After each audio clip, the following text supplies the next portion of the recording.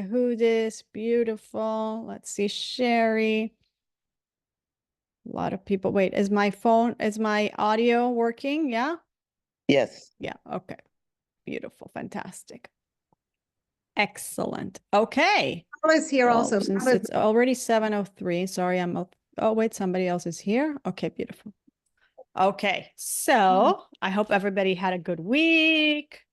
Wait, I don't want to lose my page here. We're gonna get right to it. Oh, I have to remember to record. That's important. Let me just check something here. Oh, there, my audio. My mic was good, but I couldn't hear. Okay. Okay, I think we're good to go. Let's hit that record button. We're going to work on this book that we've been working on for a while. Okay, so we are going to do today we're going to start in chapter 37 of Rabbi Sutton's book, Pesukim of Bitachon, a daily dose of Pesukim of Bitachon. We're going to start with this chapter 37 is a beautiful chapter on God's kindness. I probably should put on my glasses. Okay, so here he's going to start us off with a verse in Psalms that says the following. Tehillim 32:10 says the following: many are the agonies of the wicked, but as for one who trusts in Hashem, kindness surrounds him. So many of you might be familiar with this part of the verse that says, Vehaboteach b'Hashem chesed yisovevenu. But as for the one who trusts in Hashem, kindness surrounds him. So what is this idea that kindness surrounds the person who is a Bal Bitachon, who is a master of trust, who trusts in Hashem? This verse appears to be a study in contrast. What's the contrast? Because first it talks about the agonies of the wicked. Many are the agonies of the wicked. And then, but the person who trusts in Hashem, he is surrounded by kindness. So the wicked, in Hebrew, the Rasha, suffer, while those who trust in Hashem find kindness all around them. However, there is a midrash that sees this differently. The suffering of the Rasha lies in the very fact that he doesn't rely on Hashem. If the Rasha relies on Hashem, then he too will be surrounded by kindness. So what's the suffering? When we talk about the fact that the agonies of the wicked, it's talking about the fact that the lack of reliance in Hashem, the lack of being connected. If we remember what real bitachon means, is the essence of it is the cementing of the relationship, right? The tach is the shoresh, the root of the word bitachon. So the suffering is that you're not connected, that you're not cemented with your Father, right? So it lies in the very fact that he doesn't rely on Hashem, because if the Rasha relies on Hashem, he's also surrounded by kindness. So this means that there is no contradiction between a person's bitachon and his merits.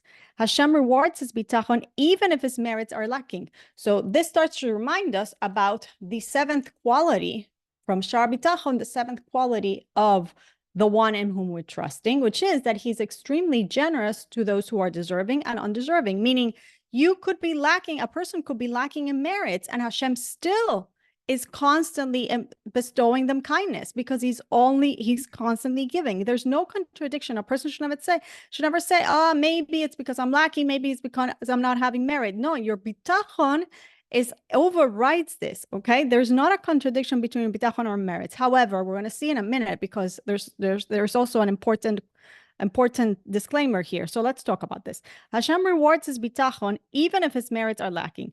However, we have to define Rasha a bit more narrowly. What is Rasha actually is referring to?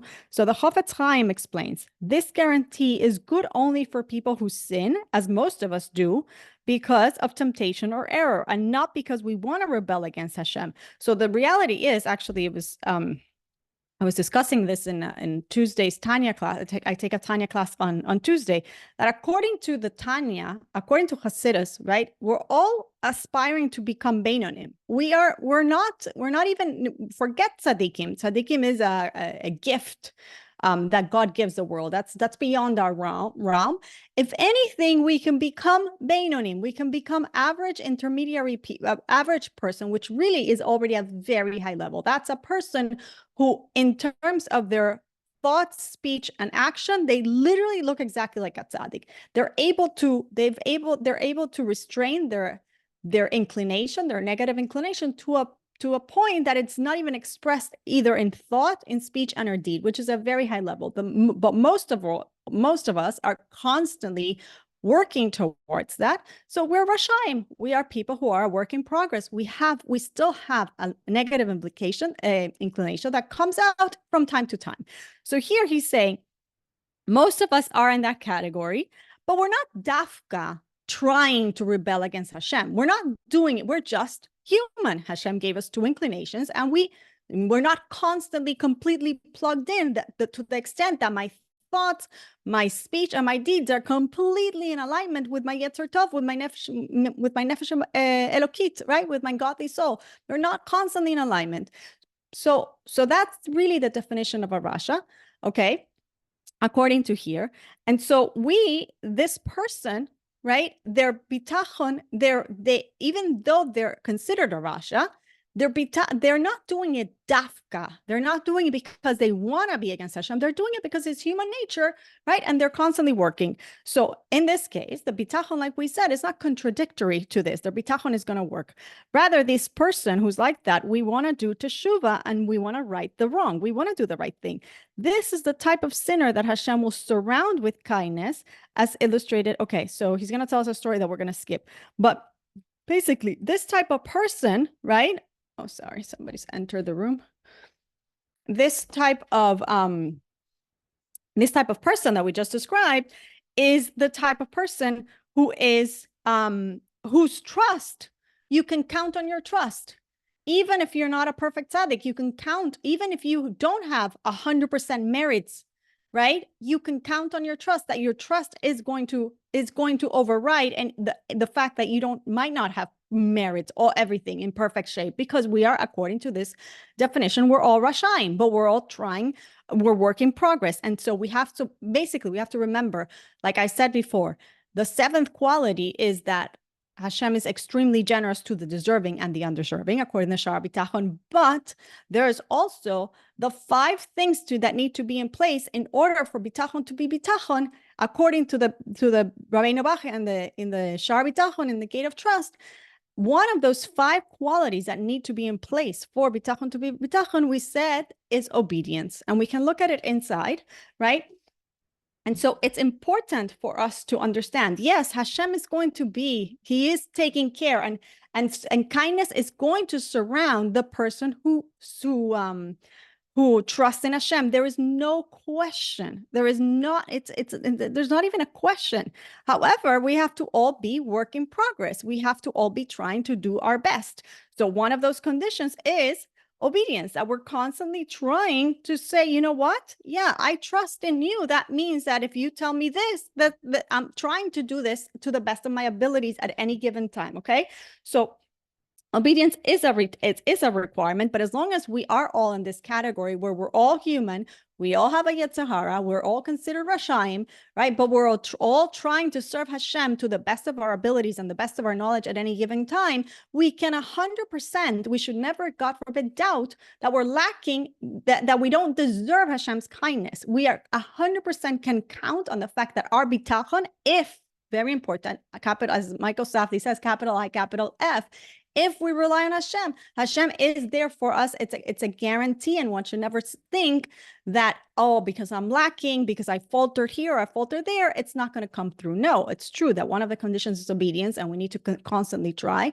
But as long as our bitachon is strong, that bitachon, that kindness is going to surround us. Hashem is always going to come through for us. Okay, so now we're going to continue on page 148. Our loving Father understands that we make mistakes, and our lack of merit does not stand in the way of being able to rely on Him. So don't ever think, oh, because I'm not good in this or not good on that, or I falter here, or I didn't, it's not going to be. Maybe I don't deserve it. No, you deserve it because Hashem says he's giving to the deserving and the undeserving as long as you rely on him. Okay, so we have to rely on him. In previous generations, there were people who worried about their sins, right? The people worried about their spiritual standing. Maybe we're not like that, but there are people still who actually do worry and they get all riled up, like maybe they're not deserving. Okay, so they understood what sins are. But at this stage in our history, the spiritual sensitivity is far lower. Okay, we don't sense how sins interfere with our connection to Hashem or what their impact is on the world. Fortunately, we're able to rely on Hashem's love anyway, right? We're able to rely that Hashem has all those 7 qualities, including the 7th quality, which is that he's extremely generous to deserving and the undeserving. Quality number 1 is already that he is our loving, caring father. He's merciful and compassionate and loving, right? Not to mention that he's attentive and that he's strong and that he's close. He has a proven track record. And he has complete sovereignty over us, and he's wise, knows everything from beginning to end. And of course, he's extremely generous to the deserving and undeserving. Okay, so we can count on that, and we can count on him. We are like a boy who ruins his father's $30,000 watch by dropping it into a sink filled with water. He then asks his father for a candy. Because in his mind, there's no reason not to ask because he has no idea how much his carelessness just cost his father, right? The kid doesn't know the difference, right? He doesn't know it was a $30,000 watch. Oh, and now can I have a candy, right? So same idea. In a way, he's saying, the author here, Rabbi Sutton, is saying, don't beat yourself up. You actually don't really get what happens when you are not 100% in line with what Hashem wants and what that means. So yeah, we come to Hashem and we rely on his kindness and we rely on him. We ask him for everything we need because we have no idea. And guess what? Our Father gives it to us anyway. Our Father is there for us anyways because all he wants is for us to rely on Hashem. The Chofetz Chaim gives another explanation for this pasuk, this verse. Okay. So what does he say? He says, sins are not necessarily washed away when a person trusts in Hashem. Sometimes, even when a person does teshuvah, a certain measure of suffering is necessary to fully erase the tarnish. Okay. Sorry. This suffering is like a bitter tasting medicine that heals a person's illness.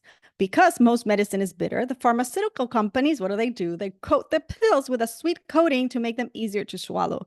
Likewise, for the person who relies on Hashem, even his suffering comes with a coating, which is Hashem's kindness. He is surrounded by Hashem's kindness, even as he makes his way through his ordeal. This is the reward for his bitachon. So this is another insight. Maybe the bitachon, it's the sugar coating of what's going on in a person's life. It's sometimes Hashem has to somehow, the chesed, the kindness has to be enveloped in din, in some form of severity, just like a parent sometimes, because he's actually kind to the child, needs to restrain himself and take something away from the child or not do something for the child because it's for their own long-term good, for their good, right?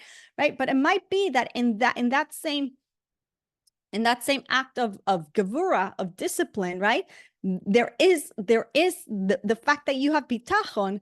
That discipline comes with a certain kindness. In the same way, like let's say a parent. I'm sorry, that bitachon is like the sugar coating of the discipline or the severity, right? In the same way, like let's say a parent has to discipline a child, right? And there's a strict discipline coming, but if the child happens to have a very strong relationship with a parent, right? Where sometimes a parent might they might sweeten that they're still going to, whatever they're going to do, they're still maybe not going to allow them to go or whatever it is, but maybe it's not going to come with a yell, or maybe it's not going to come with anger. Maybe it's going to come, you know what I mean? Like it's going to come coated in a little bit more of a sweet taste, right? Than if it was pure severity. So he's suggesting here that the power of your bitachon is that even if sometimes things come to you in a harsh way, they could be sweetened just by your bitachon. Okay, thus Hashem has 2 different tracks for a person who has sinned. As we all have sins, this is important for us. Track number 1 is that of the boy who ruined his father's expensive watch. This is someone who does something wrong. For instance, he rolls over in bed and goes back to sleep instead of going to shul. But when he gets in his car and drives to work, he has no compunction about asking Hashem to make sure he finds a parking space, or make sure that he gets the job for the job interview he's driving to, or make sure he closes the deal, or whatever it is he's relying on Hashem for, right? Even though He rolled out of bed and he didn't even go to shul, right? But he knows who to go to. He knows, I need Hashem to save me, to get me this client or this deal or this parking spot or whatever. He relies on Hashem even when his merits are lacking, because again, he didn't even show up for shul, and Hashem responds like an indulgent father. He indulges him because he relies on him. So yeah, he allows him. He sends him the client that he wants. Why? Because the person is fully reliant on Hashem. Track 2 is the person whose sin demands Hashem's justice. Okay. For instance, he insults and embarrasses someone. Okay. And Hashem has to, put a little bit of din of justice there. Then, after parking his car near his office, he trips on the curb, rips the knee of his pants, and bruises himself. As it is happening, he realizes that he's experiencing Hashem's midas hadin, his justice. He trusts in Hashem to do what is best for him. Then he notices that a Hatzalah volunteer is standing right there. So he had a little bit of a negative incident, but look what a chesed that Hashem had the Hatzalah volunteer right there. The volunteer treats the man's wound and bandages his knee.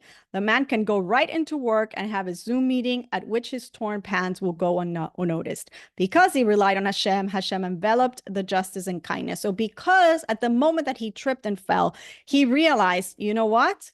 This is probably Hashem is sending me a message. He completely went, like his wavelength turned to Hashem, right? Because this is what he said. As it is happening, he realizes he experiences Hashem's midas hadin.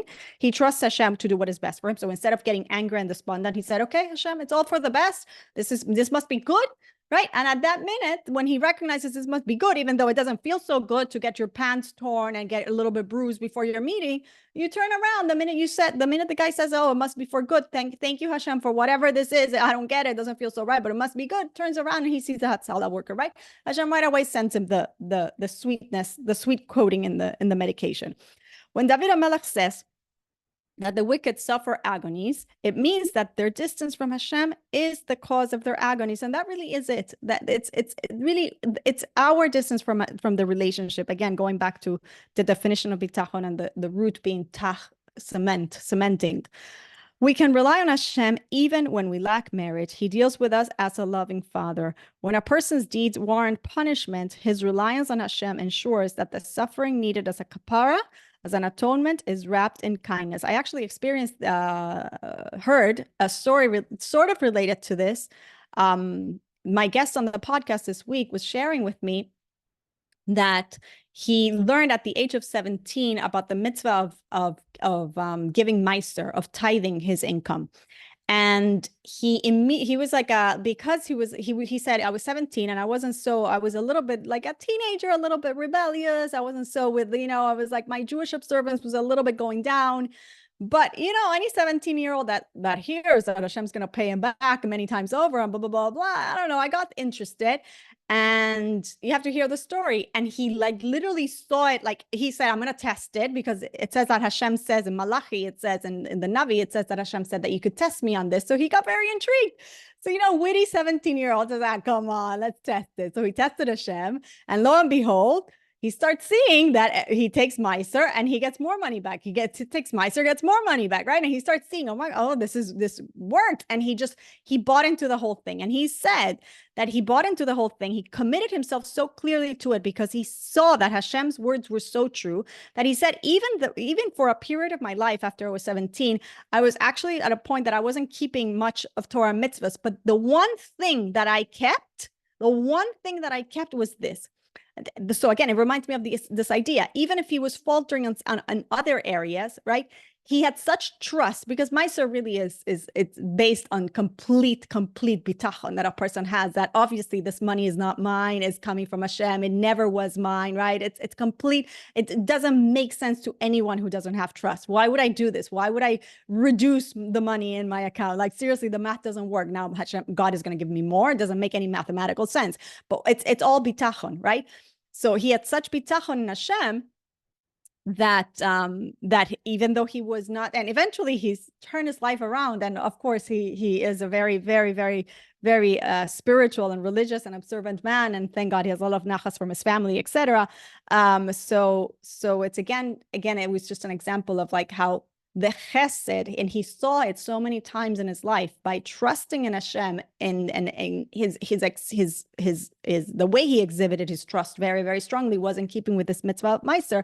Has chesed really enveloped him, and he didn't share on the podcast, but there were many other stories that I heard from him elsewhere where he had accidents and medical situations and all sorts of things that were crazy, that like literally like he saw that it was the hand of Hashem in the merit of the Meiser that he constantly kept. And obviously he did turn his life around. So anyways, he says here, try it. If you have suffered or are in the midst of a difficult situation, look for Hashem's kindness that is coating it.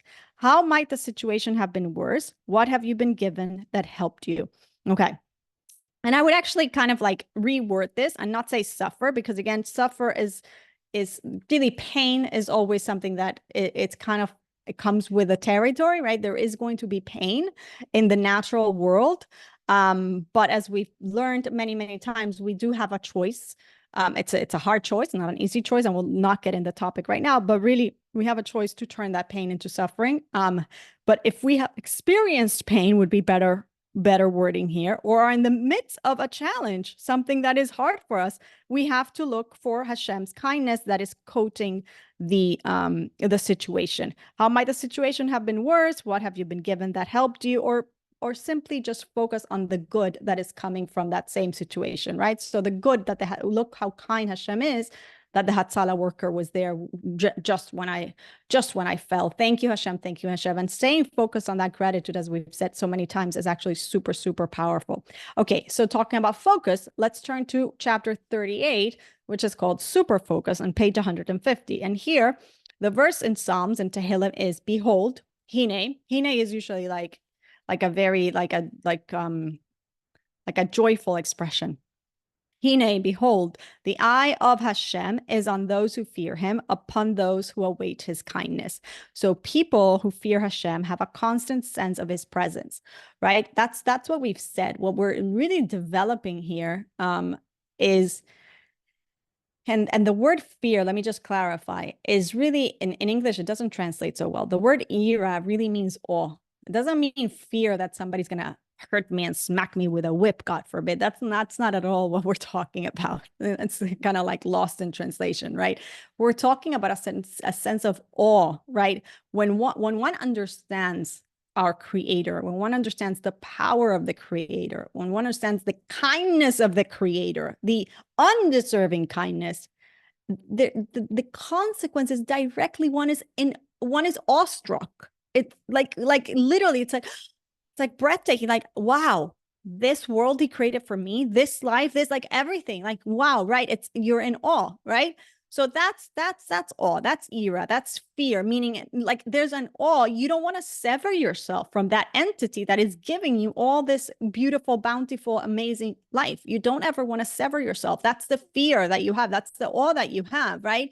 That you don't, so yes, you love him, but you also are in awe that it would pain you to not be connected to Hashem, right?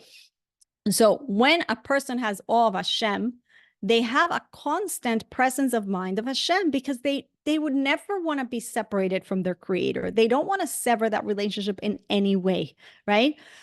They're extremely careful to do each mitzvah correctly and to avoid any taint of sin. We don't want to sever the relationship. How can you sin against Hashem or perform a mitzvah in a haphazard way when he's standing right in front of you?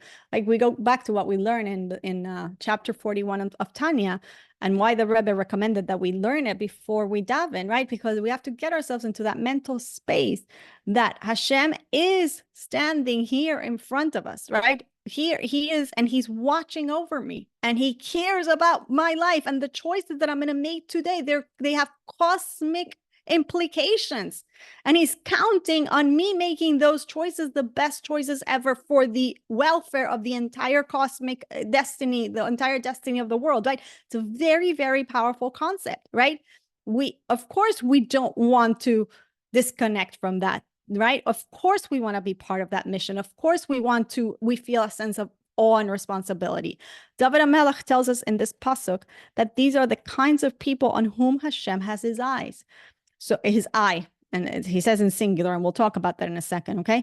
So on a person who really has that presence of mind and that aspiration to be constantly connected, that of course, that's who Hashem is watching. So that's what David HaMelech is saying here. Behold, the eye of Hashem is on those who fear him, upon those who await his kindness. Okay, the second part of the pasuk, which is upon those who await his kindness.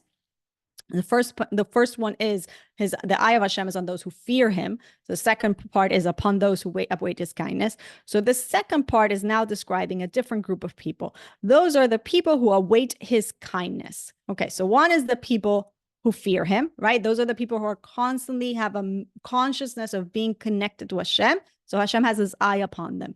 Now there's the people who await his kindness. And the Chofetz Chaim in his Sefer Machane Israel says that this verse tells us that Hashem's kindness rests on anyone who relies on him, even if he doesn't fit into the category of one who fears Hashem. So it's similar to what we read in the previous chapter based on another pasuk, which is from a different chapter in Tehillim. Okay, so the idea is that, again, the chesed, but the kindness that surrounds the person who relies on Hashem. Again, the same idea. So Hashem's kindness is resting on somebody who is awaiting his kindness, who is reliant of his kindness, even if he doesn't have yira, even if he doesn't have fear of Hashem, right?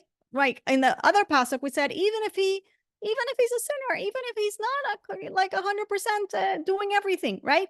He derives this from the fact that the pasuk doesn't say those who fear him and those who await his kindness. It doesn't say Hashem's eye is on those who fear him and on those who await his kindness. Okay. Rather, these two categories each receive their own mention.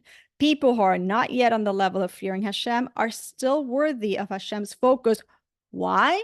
Because they await his kindness, because they know where the kindness is coming from and they're waiting for it to be revealed. They know they don't have to go to the banker. They know it's not coming from the banker. It's not coming from the client. It's not coming from the manager. It's not coming from the boss. It's not coming from the father-in-law.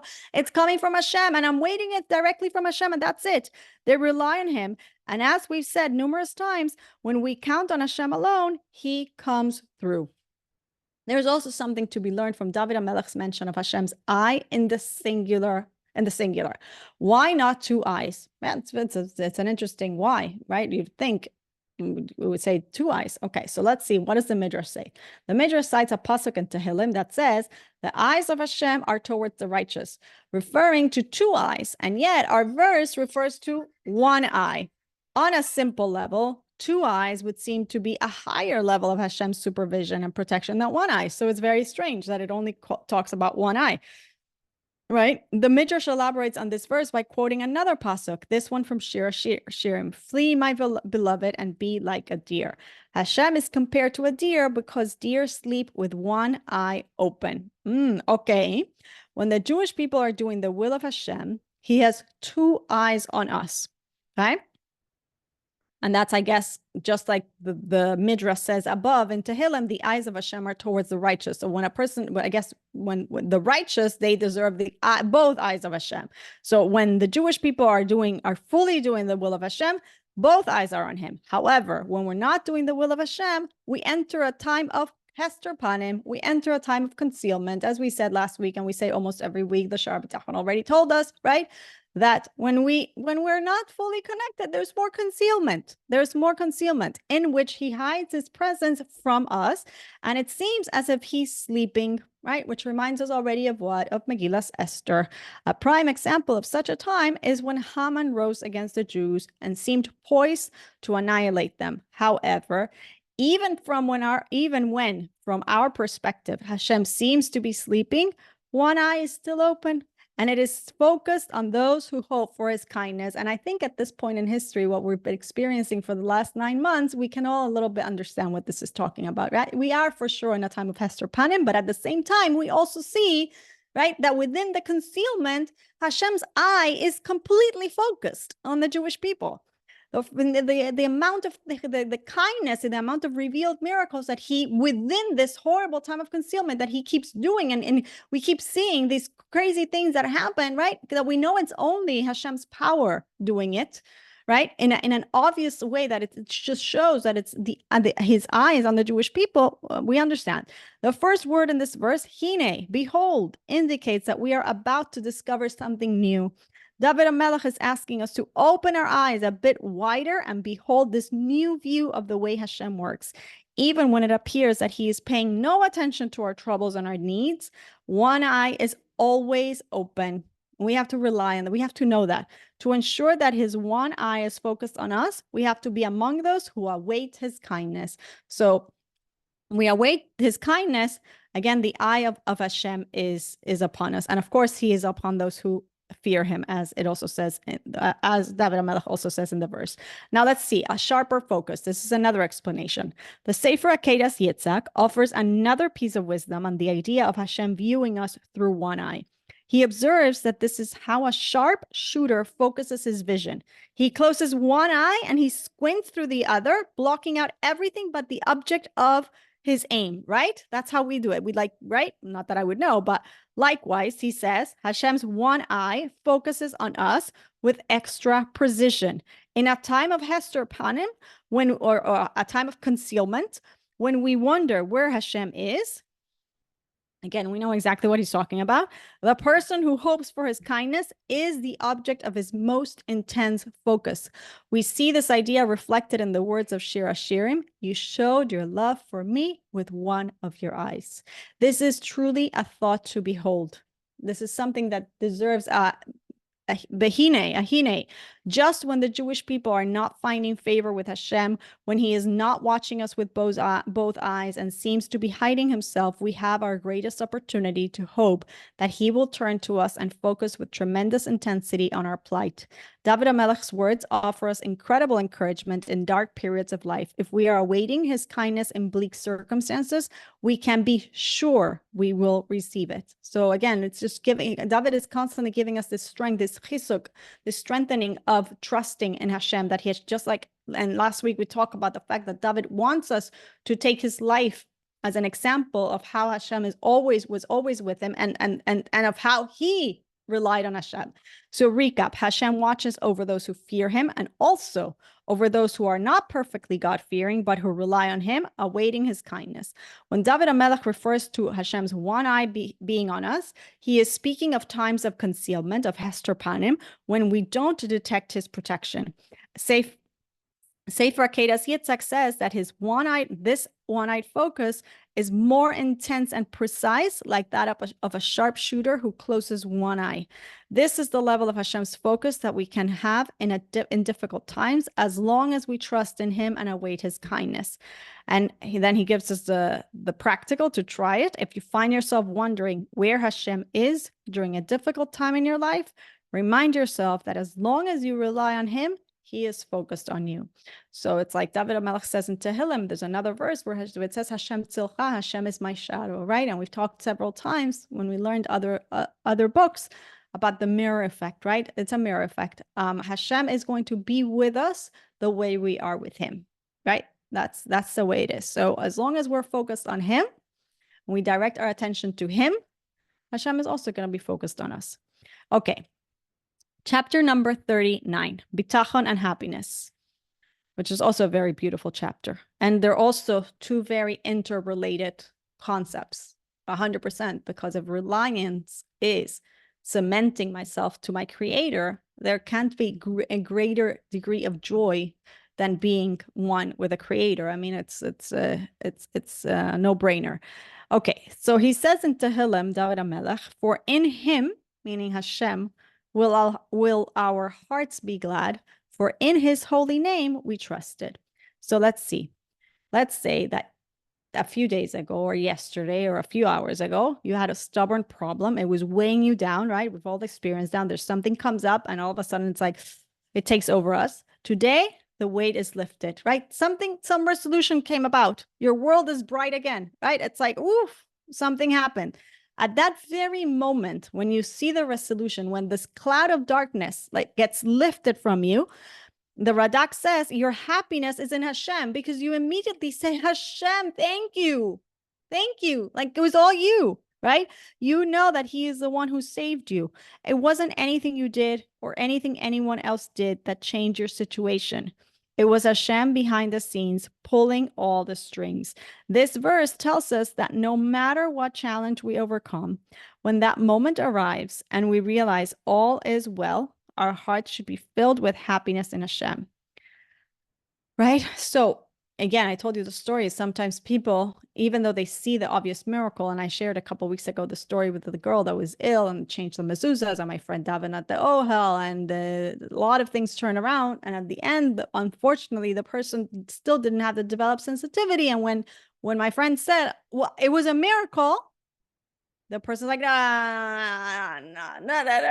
don't go there, right? Like that's a you thing, but right. But here it's saying, no. When the cloud of darkness is lifted from in front of you, like your daughter was saved, even though all the doctors gave up on her, they weren't willing to touch her, right? And she now, like, all she's worried about is her scar, right? Like, what a miracle. Like, they actually were able to save her, whatever it was. I think it was the hip or the whatever it was, right? We're supposed to actually have our hearts have to be glad in him. We have to rejoice in him that it is he who saved us. We need to be delighted with him. He's the one who actually lifted the cloud of darkness and came to the rescue. But does this happiness with Hashem have to wait until we've got the solution in hand? Right? Do we have to wait till we have the solution to be happy? I have a teenager who told me the other day, the reason I'm in a bad mood lately is because I don't know what's going to be with blah, blah, blah, blah, blah, blah, whatever it is, something down in the future, right? I understand they have a problem that's weighing on them, right? And the natural reaction and the reaction of the animal soul is to take you to a place of worry, and therefore you cannot be happy right now. And you have to be in a bad mood, and because you don't know what's going to be there. And it was like, excuse me, like, rewind. Let's do it again. That's not the way how it works, my friend, right? There's no excuse. You can't just say, oh, because I'm worried about tomorrow. No. You have to be happy right now because of all the good that's happening to you right now. We've got to stop with this whole, like, because I don't know about tomorrow, right? No. Right now, what's happening right now? We don't need to wait till we have the solution in our hands. The Chofetz Chaim says no, right? We don't need to wait until we've got the solution in our hands, which is what I was trying to tell this teenager. There's no excuse to wait till you know what's going to be, right? With whatever the problem you have right now, and then you're going to be happy. No. That's not how it works. We got to be happy right now. We got to be good with everything that's happening right now and joyful and saying thank you for everything that we have right now. There's no waiting till the solution is in our hands. The Chofetz Chaim says, rather, a person should be happy with Hashem just knowing that in this world, he has a patron, right? A supporter, a father. His father is the multi-billionaire who has all the cards in his hands, right? Everything, he could do anything, who takes care of him. He knows that any success he has ever had and any he will have in the future is the work of his kind patron, and that alone brings him simcha. That alone brings us joy. And again, if we go back to the 7 trustworthy qualities, who's the one who's been sustaining you all your life? Who's the one who's given, right? Who was the one who has the track record? Who is the one who has the track record from beginning to end, right? But you don't know your end from beginning to right now. You're going to tell me now that because you don't know about tomorrow, then therefore you should be nervous? Excuse me, who gave you today and who gave you yesterday and who gave you the day before yesterday and who's allowing you to breathe right now and to have everything you have right now? That in and of itself, when we realize who we are beholden to and indebted to, right, that gives us a tremendous amount of joy. Because if this is my patron, then I'm in good hands. I'm in really, really good hands. Thank God, right? Thank God it's you, God, that is with me, right? Of course, now I can be happy, right? Who wouldn't be happy if their patron was the richest man in the world? Oh, I'd be rejoicing, right? No. You have more than the richest man in the world, okay? So the Malbim adds another layer of meaning. He says, now, when we rely on another person and that person does not come through, we become upset. Maybe the person forgot about us or he can't help or he doesn't want to help. But none of these doubts apply to Hashem, obviously. Even if he hasn't, obviously, we know the Shara Bitachon, we understand. If he has not given yet, if he, capital H, God, has not yet given us what we want, we have no doubt that he can do it. He hasn't forgotten about us, and he will ultimately give us what we really need. Okay. So I'll tell you the story that he shared here, but this is actually very, very important. Okay. So even if Hashem has not given us what we want, the person with Bitachon has absolutely no doubt that he can do it and that he will do it, that he's never going to let me down, that he doesn't forget me, and he'll give me exactly what I need. And that in and of itself is how we are completely joyful, even in the moment of concealment, even in the moment where we're not getting exactly what we want. And the truth is this is part of the hardest part of this avoda, of this service of bitachon, is this waiting, right? Because the Yetzer Hara and the waiting is going to come, and it's going to tell us so many things of, see, it's not happening today, and it didn't happen for your cousin, and it didn't happen for this one, and it didn't happen for that one, right? And all these things are going to come and tell us and make us very, very impatient. And Dafka, in this week's parsha, we talk about the journeys of the Jewish people, right? And there were 42 journeys, but it's very interesting that all of these journeys were very different in length of time, right? It's the 42 journeys. There was a journey that was 19 years. There were journeys that were 1 day. There were journeys that were 2 days. There were 2 weeks, meaning, and then you could have 6 months waiting, or 6 years waiting, or 19 years waiting till you were told to pack and go and to get moving again, right?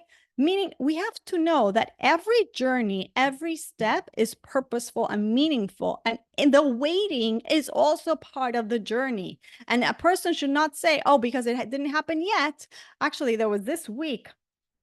If it didn't happen yet, it's not going to happen. This week, there was, I don't know the name of the Rav, but I just very briefly saw on LinkedIn, I think there's a Rav in Lakewood that apparently there was a case against him. And I think it was 8 years or maybe close to 9 years, I think in New Jersey.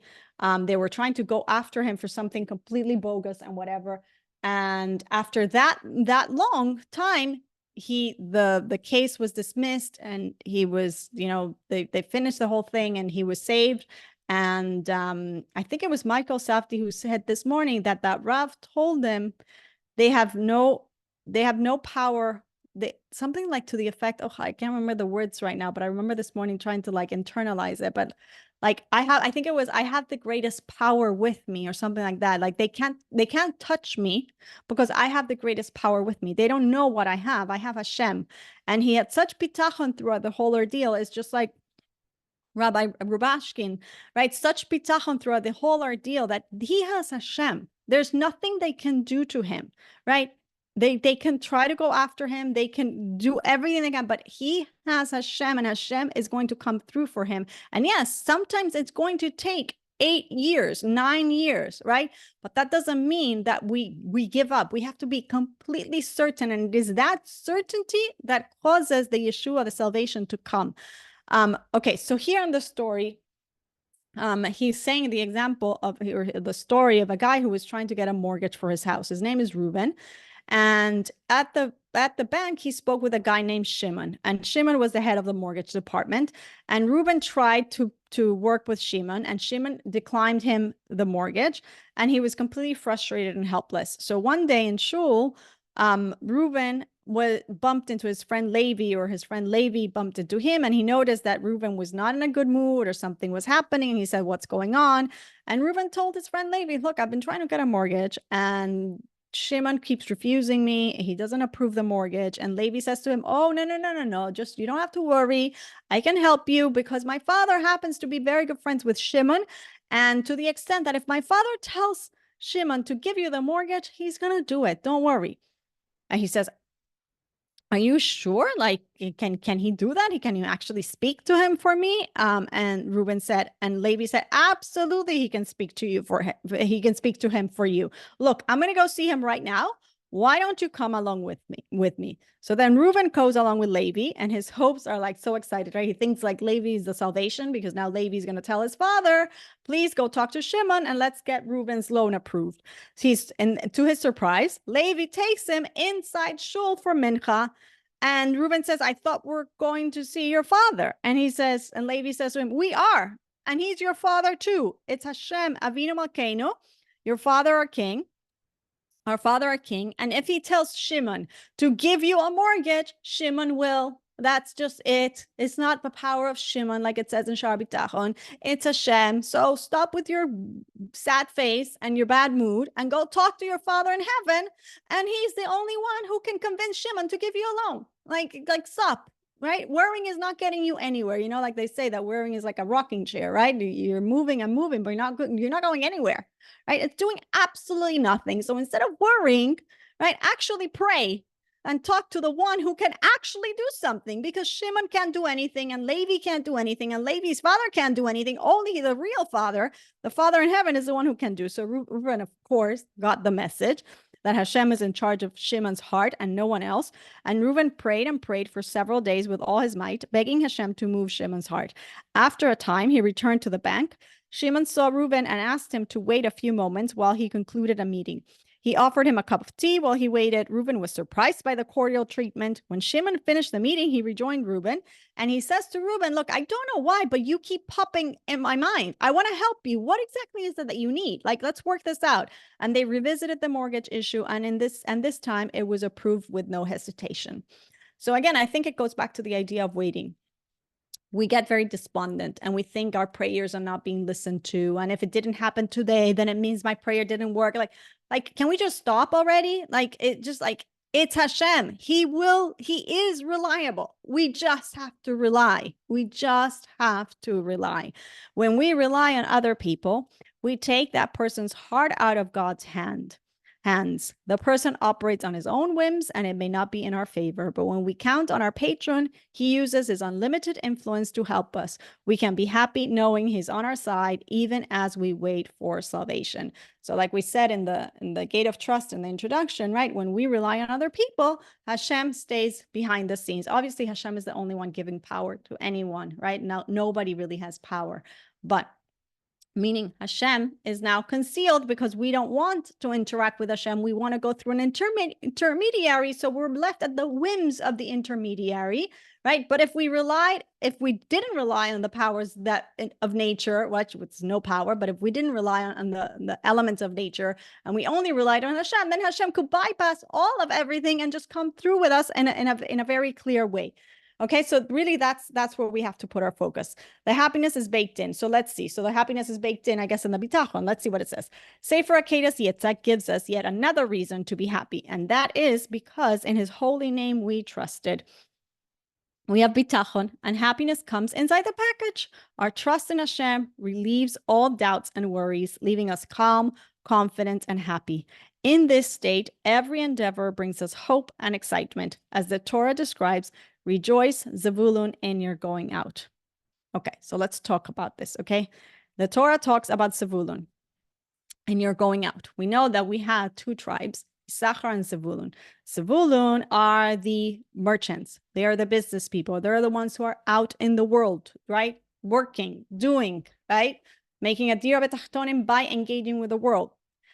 Whereas Issachar is the one who's making a dir betachtonim by learning Torah. He's sitting down learning Torah. He's not engaged with the world.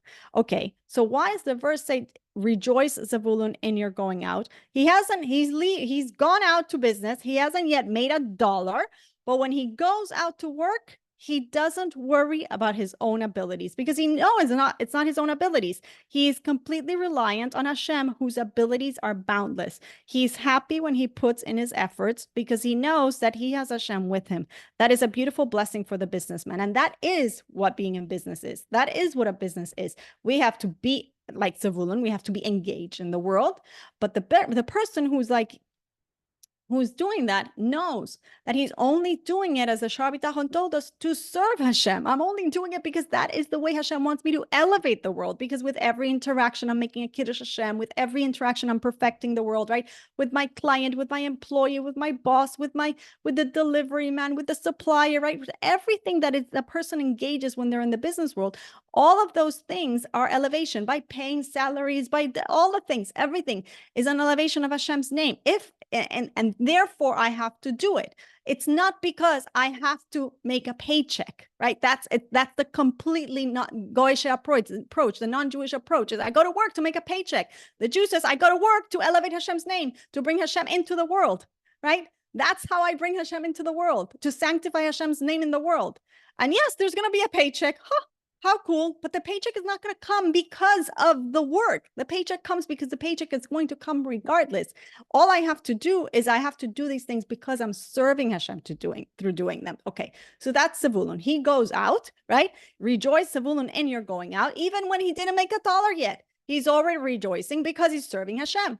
Right? He knows with full trust that he has what to do in the world, that he's engaged in the world because Hashem asked him to be engaged in the world. Now, the Torah says that Issachar is happy in his tent. What is his tent? His tent of Torah. He's learning Torah, right?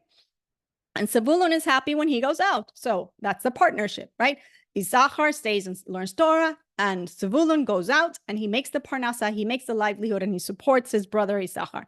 The fact that Issachar is in his tent learning Torah, while Zevulun works to support him, adds to Zevulun's bitachon and to his simcha as well, right? That also adds to his reliance on Hashem, that Hashem is going to take care of him and of Issachar, and it adds to his joy. By relying on his holy name, a person in any walk of life is always happy, right?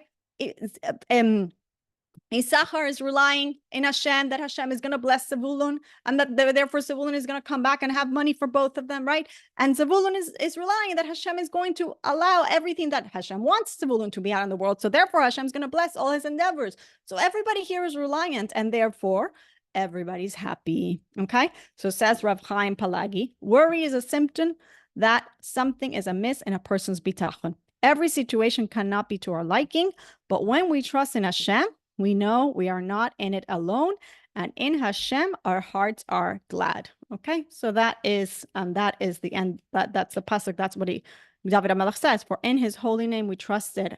For in Him will our hearts be glad. Why? For in His holy name we trusted. Okay, that is what gladdens our hearts. Okay, so the recap is, oh my gosh, I didn't realize Fortuna was in the waiting room. Okay, I hope she wasn't there for a long time. The recap is, the Radak says that after we experience the resolution to our problem, we should be happy with Hashem, knowing He did it all.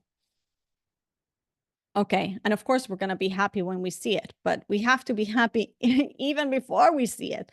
The Chafetz Chaim says that our happiness in Hashem should come even while we are waiting for the salvation, just knowing that we have a patron who looks out for our welfare. So sometimes the stop in the desert was 1 hour or 1 day, right?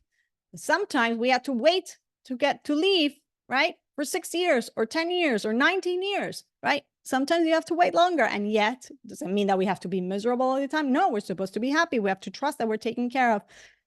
The Malbim says that this happiness is unadulterated by any doubt as to whether Hashem has the power and will to help us. We have to have no doubt about this. Hashem, again, that's why the Shar Bitachon is so important. Like we have to know the principles here, like inside out, too, so that there is no doubt in our mind whether Hashem has the power or the ability to help us, like so that we understand that it's literally a guarantee. So try it. He said, do you tend to say, I'll be happy once this is resolved, right? That's what I was having a conversation with a teenager. Oh, I'm going to be in a better mood, right? I can't be in a good mood right now because this is not resolved and I don't know what's going to be, right? And then I'm going to be happy. Excuse me? That's not how it works. If so, try sometimes to shift your focus and tell yourself, I'm happy because I have Hashem working this out for me. And like the Shar Bitachon says, He can work it out much better than you ever could. And that is actually one of the best lines of the entire book, when you realize, like, you think you know exactly what is the best outcome, how it needs to be solved out, right? It's going to be perfect when the lawyer calls and he says, blah, blah, blah, blah. And then Hashem has a completely different idea of what actually the resolution could be. And that's one of the most incredible things when that happens. And you're like, whoa, and I thought that was the resolution, but look how it got resolved. And it's like a million times better. And I could have never imagined that solution, because how could I imagine that crazy outcome, right? So may all of us experience incredible miracles, and may all the outcomes be amazingly positive in our lives, with the ultimate outcome that we should have our hostages back, that our soldiers should be safe, that all of Am Israel should be united, and we should have Mashiach. Any questions? Any comments? And Fortuna, I hope you weren't waiting in the waiting room for a long time, because I only saw right now. Oh, and I see some new faces. Mara, welcome. Welcome, welcome, welcome. Okay. Oh, I see, Pori, I think you had a comment last week. Okay, you know what? I'm going to remember next week to look for my email. You asked a question from last week's class, and I can't remember it right now. I totally forgot to pull it up, and I had every intention. Actually, last night I remembered, oh, tomorrow's class, I'm going to discuss Sipporah's email. So I'll get back to it next week. Any stories or comments? Okay, very nice. So then everybody should have a good Shabbos. I will see you next week.